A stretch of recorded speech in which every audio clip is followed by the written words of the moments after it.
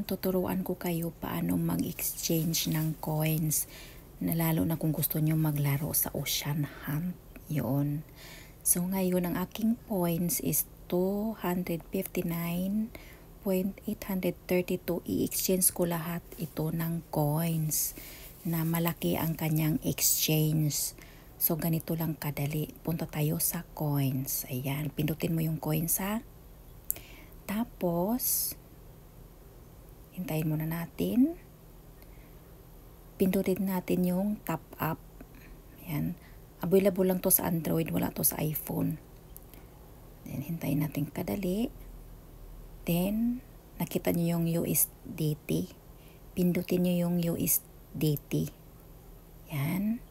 Then, copy link. Ayan. I-copy natin to.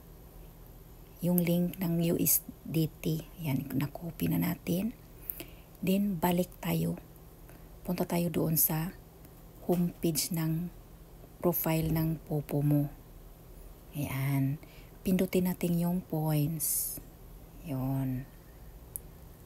Then, wag mong exchange points for coins kasi mababa lang yan. Lalo pag host ka. 90 lang yung exchange. So, pindutin natin yung withdraw now. So, yung GCash, papalitan natin yan. O, pindutin natin to. Method. Doon tayo sa USDT. Yan, pindutin natin tong USDT. Huwag nyo itong ipakita ha. Kahit kanino yung inyong mga password ng Popo. Kasi maraming hacker ngayon. So, ayan, papalitan natin to. Yung copy paste mo na link. So, dito mo i-copy. Then, i-submit mo siya. Ayan, nabulol na ako kanina. So, nakita nyo na guys. O, na-transfer na siya.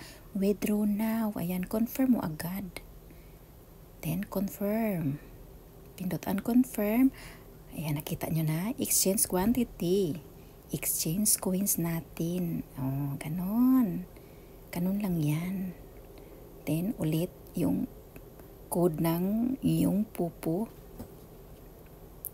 Ayan. Kasi pag i-exchange mo yan sa 4 coins, lalo pag host ka, 90 lang yun. So, idaan natin siya USDT. Then, balik tayo dito. Sa profile homepage ng Popo mo. Ayan.